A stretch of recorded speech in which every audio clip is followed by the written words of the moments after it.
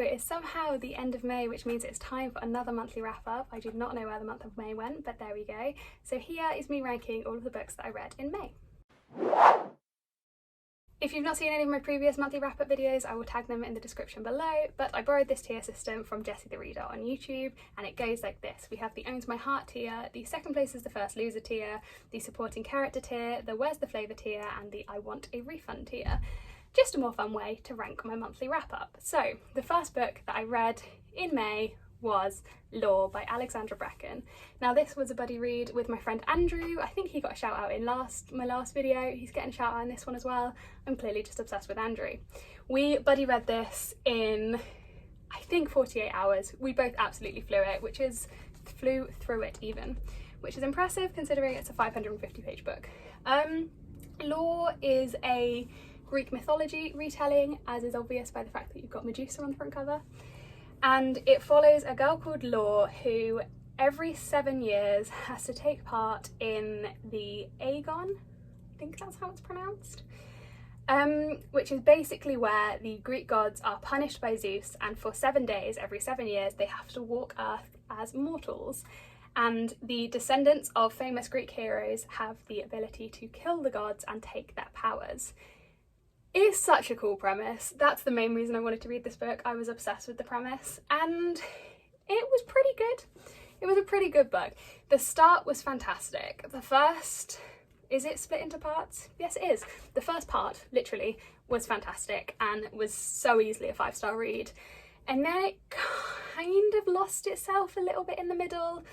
I got a bit bored, didn't really care about the plot, the like side plots that were happening, got a little bit confused. It just kind of, the middle was a bit grey. And then the ending was somewhat anticlimactic. I think Andrew and I both thought the same thing.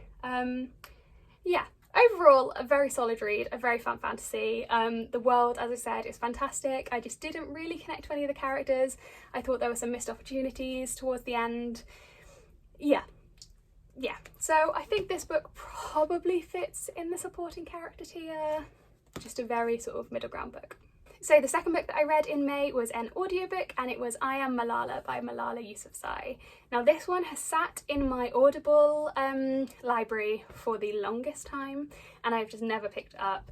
And then I listened to the opening chapter, which is read by Malala herself, a few months ago, and then just never picked up the rest of the book because I'm a fool. But I decided I finally wanted to finish it this month and I am so glad that I did. It was fantastic. It was so raw and honest and emotional, and I'm glad that I've learnt more about that situation. I'm always looking to learn and educate myself. Yeah, Malala is just such an inspirational young woman. She's fantastic, and her story is so sad but also so full of hope and full of light for the future. So if you don't know, I Am Malala follows Malala's childhood and adolescence leading up to the time when she got shot in the head by the Taliban for campaigning for girls' education. It is an emotional story, but it is utterly fantastic and I definitely recommend you read it. I don't really want to rank a non-fiction. It feels weird. I rated it 5 stars. I don't feel like this tier system really fits non-fiction, so I'm going to leave that out. But if you are interested, I rated it 5 stars. So the next book that I read was The Last Romeo by Justin Myers. A very short book.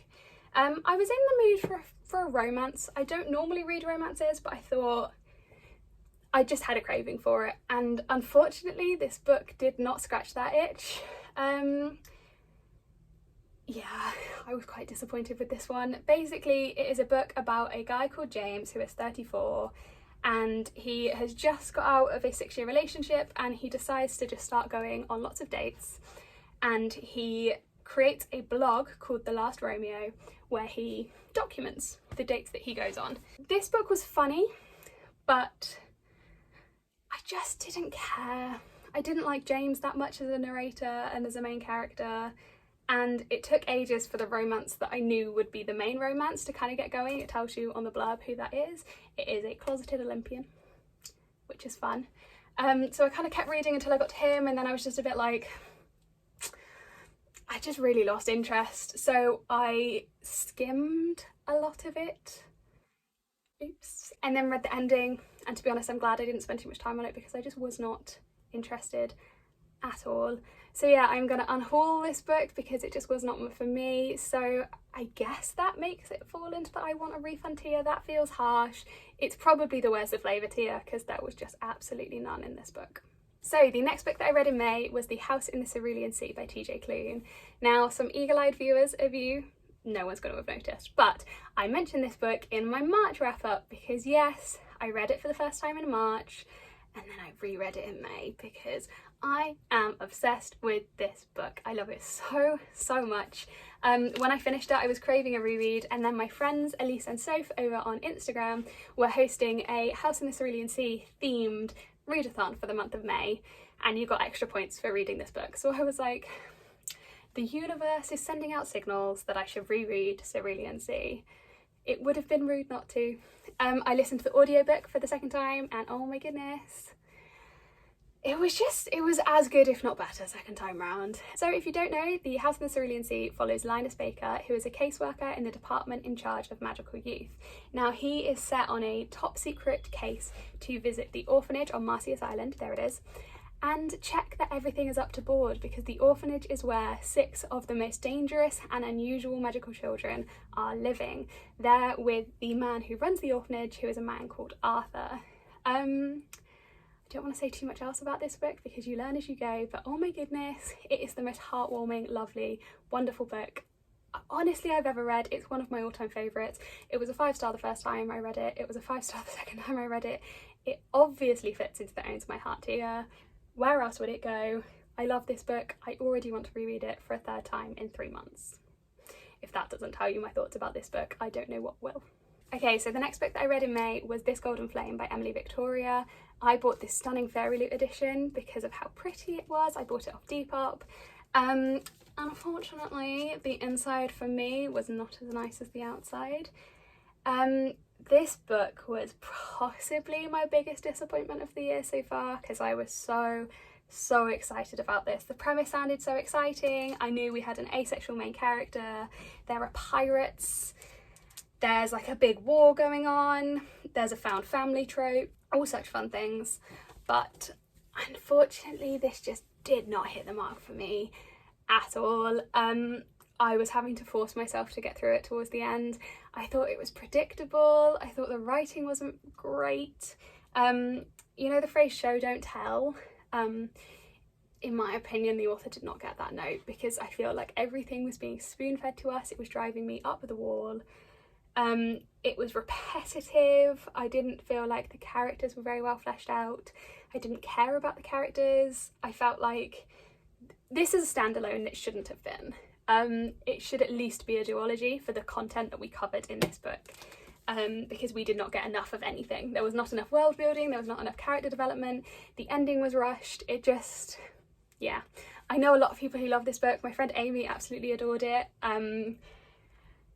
It just was not for me.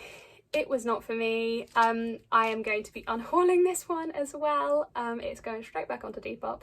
But yeah, where's the flavour tier / I want a refund tier? Oops, sorry. As I said, the biggest disappointment of the year so far, unfortunately. So after I finished This Golden Flame and was like painfully disappointed, I wanted something that I knew I would love, and so I decided to pick up the final book in the Throne of Glass series, which is Kingdom of Ash. I obviously can't give you a plot synopsis about this because it is the 8th book in a series, but oh my goodness, what a conclusion. Like, Sarah J Maas knows how to finish her stories. This one was ridiculous. It was utterly obscene. I cried multiple times, mainly due to Manon. If you've read this series, you know which parts of this book I'm probably talking about, but Manon is my favourite character, and anything to do with her in this book pretty much made me cry because emotional. No spoilers, obviously. I just love Manon with my entire being. Yeah. This book was fantastic. It is the biggest book I think I've ever read, coming in at 980 something pages. 980, there we go. it was a chunker, and I got through it in like 4 days because I couldn't put it down. This so easily fits into the Ode to My Heart tier. I think it might be my favourite in the series, if not this and Queen of Shadows, is that what it's called? My box set is in front of me. Queen of Shadows, yes. Those two are probably my favourite, but this one, it was so good. It was so good. It was just a fantastic conclusion to what was a really, really good series. The next 2 books I'm going to talk about together because I reread Heartstopper Volume 3 in anticipation of Heartstopper Volume 4. If you haven't heard of Heartstopper, are you living under a rock? It is a graphic novel series by Alice Oseman about 2 boys in high school called Nick and Charlie. It's a contemporary romance, it's queer, it's wonderful, and these were just so good. I read Heartstopper 3 last year, and then Heartstopper 4 came out this month, and I read it. I actually buddy read it, I guess, with my flatmate. We sat on the sofa together and read it at the same time, and it was a very lovely, wholesome experience. So thank you, Hull, for joining me in that. This series is just so good. These 2 are more hard-hitting than the other 2 were. This one starts to delve into mental health and eating disorders, and this one, like, throws you in at the deep end with it. So maybe check the trigger warnings if you're wanting to get into this series, but they were just, it's such a wholesome series. They're so lovely. Nick and Charlie own my heart. The Heartstopper TV show, the casting is being announced. They've just announced the actress who's playing Tori, and she's my favourite character, and I'm obsessed. She looks perfect. I will put a photo on the screen. So yeah, these 2 definitely fit in the Own My Heart tier. I nearly hit myself in the face with Heartstopper 3 then. Yeah, it's my heart tier, obviously. I love them both. Hey, we are getting through them. I read a lot of books in May apparently. The next one was Persuasion by Jane Austen. Now, Pride and Prejudice is one of my favourite books of all time. Obviously my favourite Jane Austen. I absolutely love it. And this is my flatmate's favourite. And so I've been telling her for ages that I would read it, and finally picked it up this month. I found the audiobook for free on BorrowBox, which is a library audiobook renting app. If you have not heard of it, definitely check it out. Not sponsored, obviously. So yes, I listened to it as I read, which I'm very glad I did, because Jane Austen's writing is dense and descriptive and confusing, obviously, if you will know if you've read any Jane Austen. Yeah, I really loved this one. I loved the story and I loved the characters. Anne is a fantastic protagonist. She's very different to the other Austen protagonists, but she's just wonderful. She's very strong and very powerful in a very soft way and in a very quiet way, and I love that for her. Captain Wentworth is a swoon-worthy love interest, as you would expect from Jane Austen. Yeah, overall, I just really love this one. I'm very excited to watch the adaptation. This one probably fits into the second place as the first loser tier. It didn't quite compare to Pride and Prejudice for me, but I did really, really love it. The penultimate book that I read in May was Malibu Rising. My ring light's making this difficult. Malibu Rising by Taylor Jenkins Reid. I'm not usually an ebook person, but I received an e-arc of this on NetGalley from the publisher, so thank you very much for sending me this. So if you don't know, The Seven Husbands of Evelyn Hugo, also by Taylor Jenkins Reid, is one of my favourite books of all time. I absolutely love it, and so I was very, very excited to pick up Taylor's newest book. And I was not disappointed. Malibu Rising follows the River family, who are 4 siblings who are the children of Mick River, who is a famous singer. And every year the eldest sibling puts on the party, the place to be in Malibu. And I don't want to say too much, but it is a split timeline between the events leading up to the party and the party itself, and then through their childhood and also their parents meeting. It is a really, really, really lovely story about family and love and betrayal and other such things that you would expect. Yeah, I really don't want to say too much about this one because I think it's nice going in relatively blind, but it is a fantastic story. Obviously, Taylor Jenkins Reid has a way with characters. She makes you feel like they're real. Like, it's never happened to me before, but when I read The Seven Husbands of Evelyn Hugo, I literally stopped reading at one point and got up Google and went to Wikipedia Evelyn Hugo, because I was like, oh, I wonder what her wiki page looks like, forgetting that she was a fictional character and not a real movie star. Which is ridiculous. Like, the fact that Taylor Jenkins Reid made me think that is insane. I didn't quite have the same effect with Malibu Rising, but it did feel like if I saw Mick River on the cover of a magazine tomorrow, I'd be like, yeah, he's a singer, it's Mick River. Like, her way with characters is fantastic. I flew through this book. I pretty much read it in 2 days. It's fantastic. It is out now. The hardback is stunning. I will post a photo here. So yes, please check it out. It's a fantastic, fantastic book. I think it fits in the second place as the first loser tier. It didn't quite have that like 5-star owns my heart tier vibes to it, but I really, really loved it. Okay, we're nearly done. The final book that I read in May was The Broken Heart's Honeymoon by Lucy Dickens. Now, I received this from the publishers, from the team at Penguin, and so I'm very, very grateful for that.